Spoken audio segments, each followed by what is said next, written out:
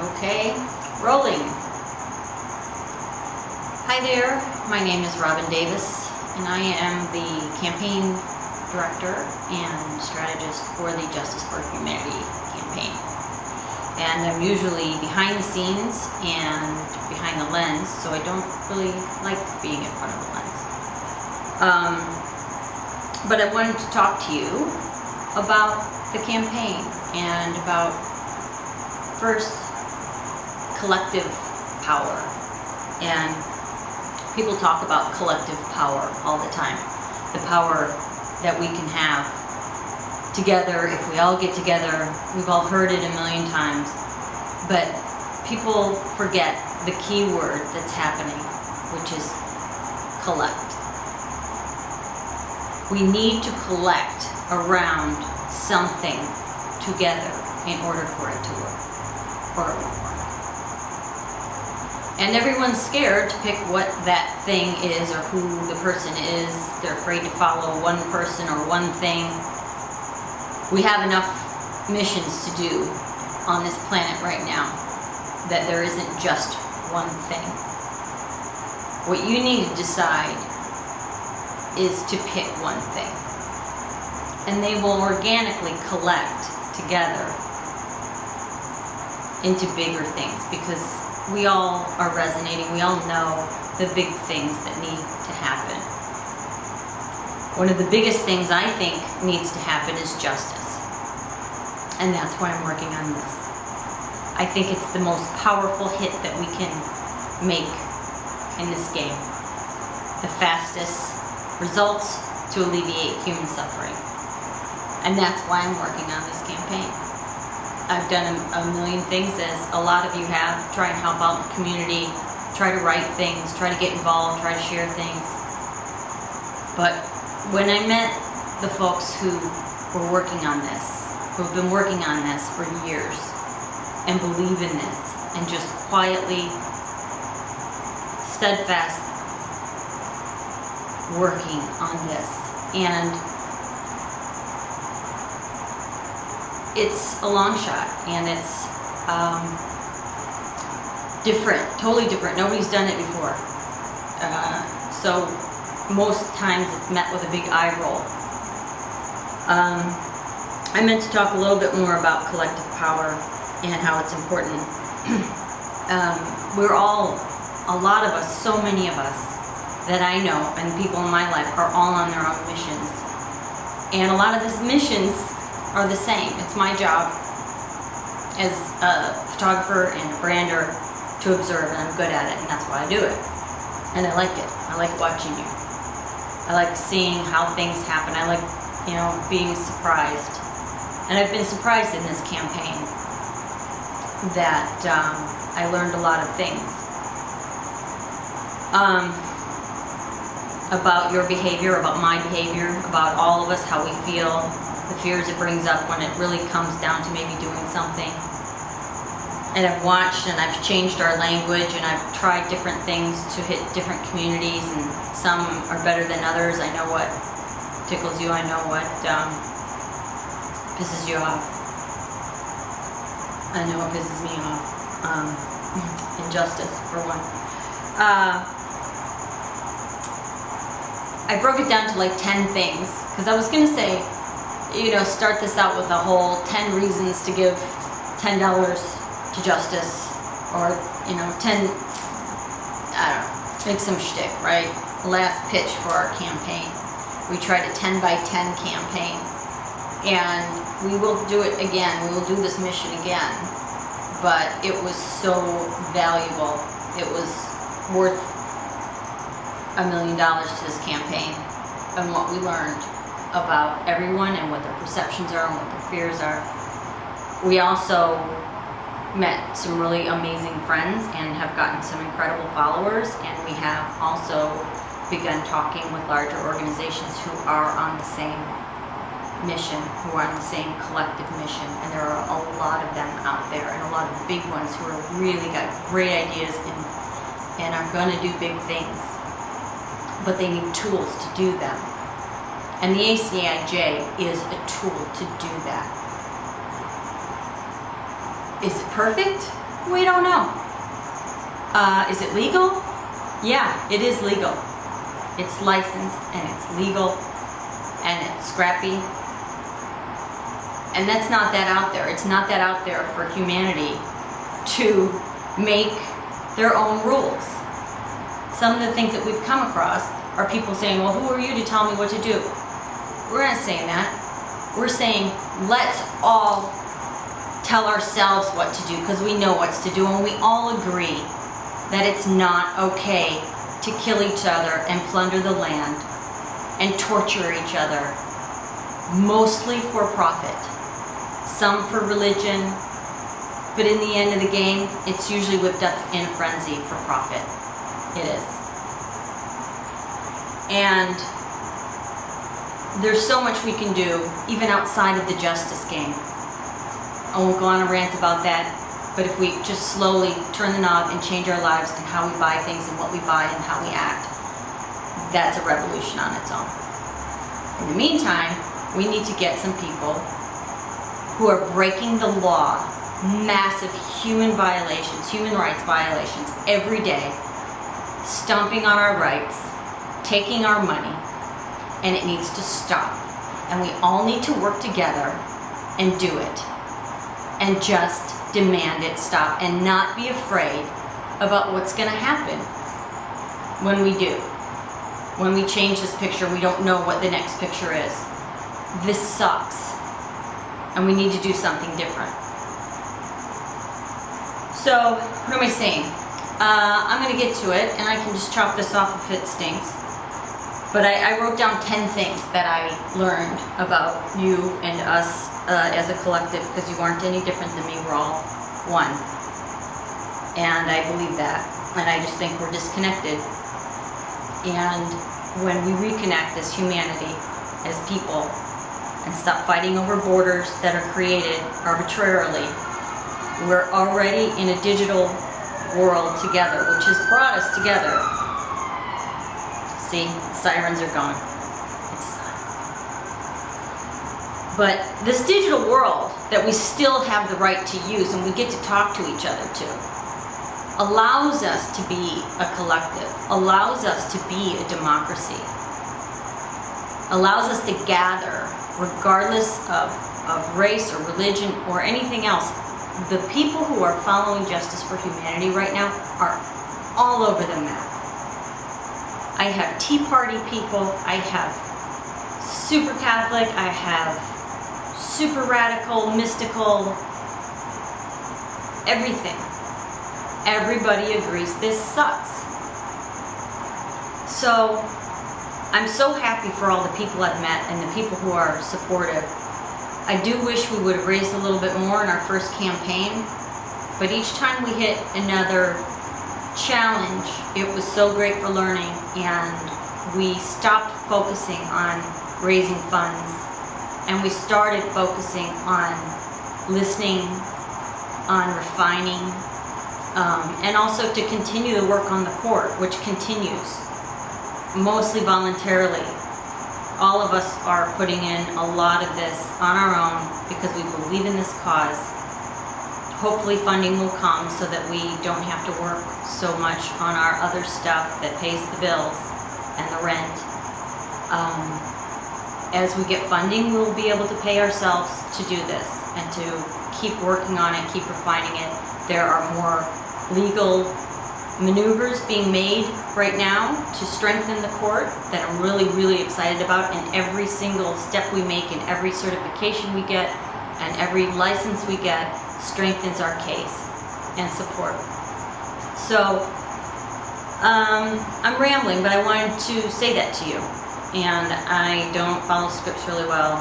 I'm going to say this next part that I just started to go on a tangent about, which is like the 10 things that I listed that I learned through this.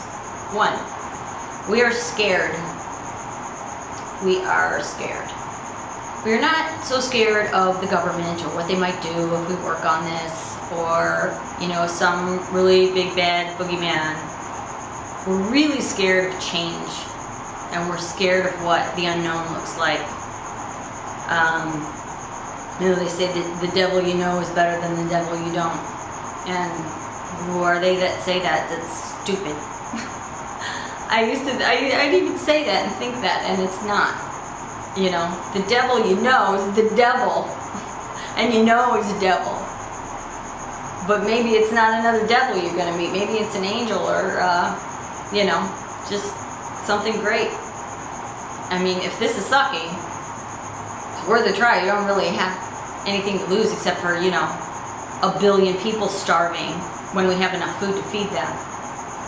So that's number 1. Number 2, we are cynical and jaded.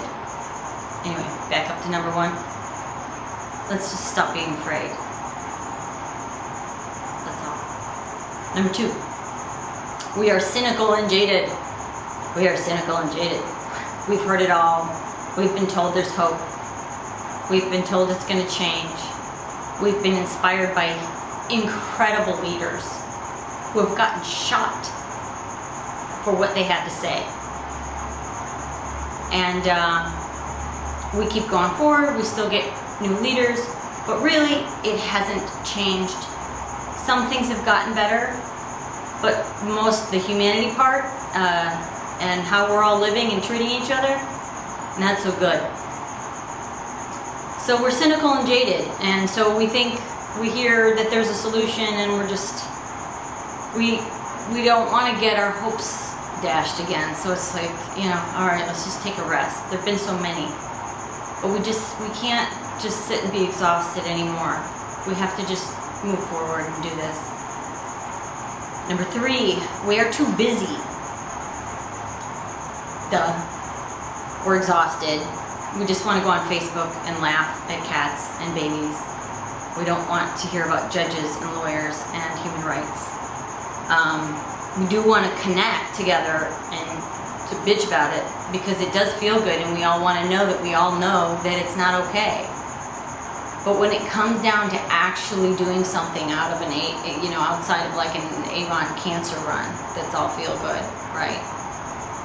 When it comes to doing stuff about the really icky stuff and taking massive risk to do it and putting our hopes in that or whatever, we don't want to spend our time on that, because when we do have some free time, we want it to feel good because we're exhausted from the rest. Maybe this whole thing is not working, and we should just change all of that too. So that's my opinion. Number 4. Oh, this is a good one. We're in denial. We're in massive denial. Just like any other addiction or any other pending breakup, we don't want to deal with it because we know it's going to suck. It's going to be better after that, but it's going to suck for a while. So it's easier to like kind of pretend it's not happening. Because then the other part of denial is that you have to admit that you were complicit in it, that you were involved and you were partially responsible for it, for not saying no or for just flat out participating and in something that you knew deep down was wrong. And we have to face that shame. And I'm no different, you know. I rode my bike. I live a mile away. I rode my bike for the first time in months. I live in Los Angeles. There's no reason for me to be driving my car most of the time. Sometimes I have to haul stuff. Most of the times I can just put the laptop in the bag on my bike. I'm complicit. I try to do things over and over, but we all have to face that, and we all have to change little by little. If everybody just does a little, if everybody just rides their bike once a week, wow, what a massive, massive thing that would be. Massive.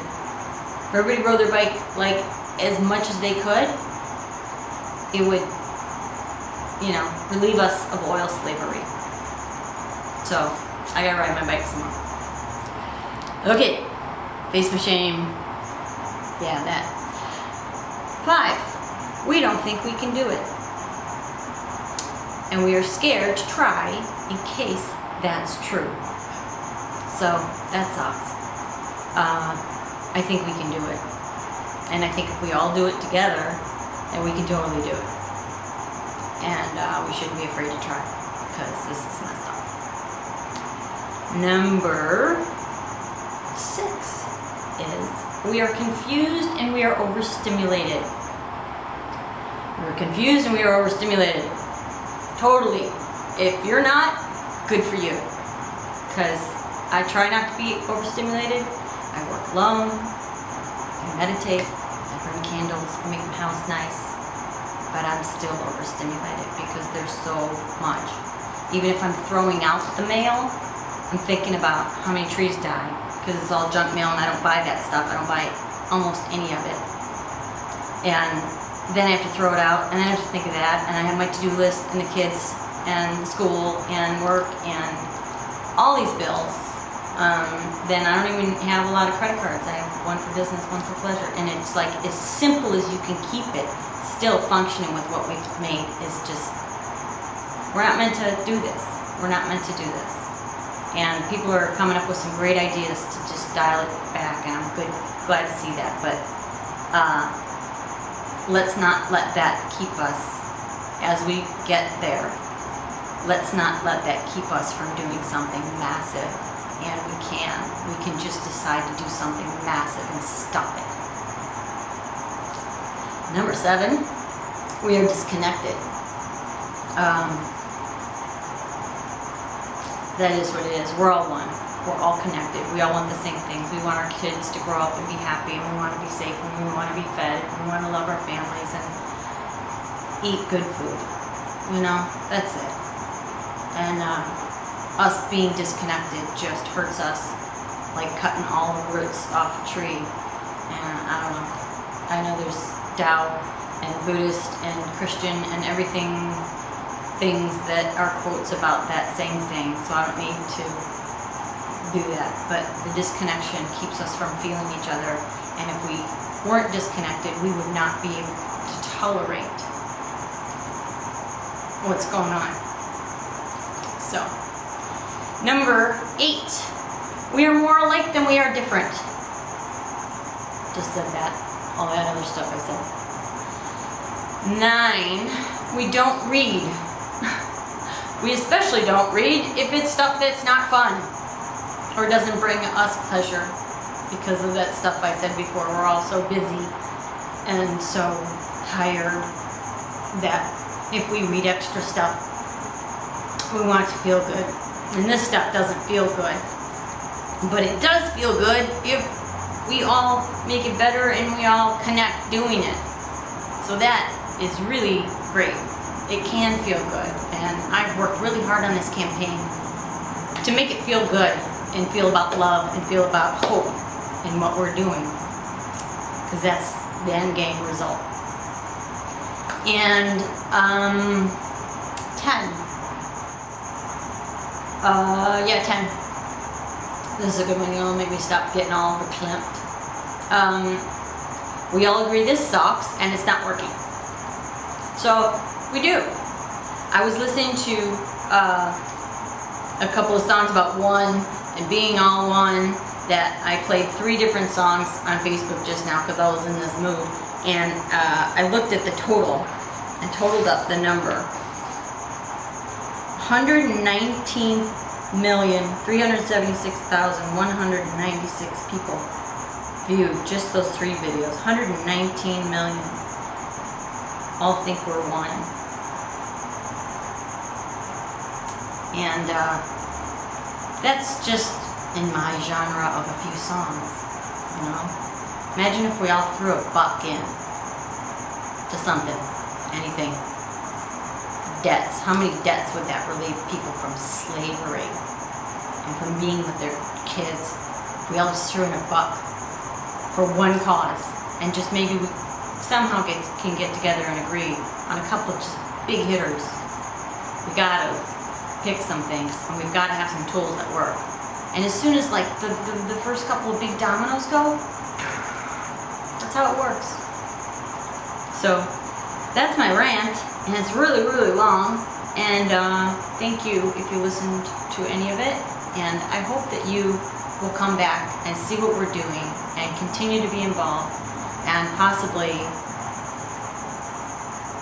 do our 10 by 10 next time, where we can raise $1 million, $10 at a time, with 10 friends who tell 10 friends. That's it. We're going to try and do that because that will finish our manuals. That will allow us to work on this campaign and not have to work on other stuff all day to pay the bills. It will allow us to hire more legal experts, hire office help, social media help, getting out the word, and it will allow us to pay the judges pretty quickly to start bringing justice to people who are suffering. So think about it.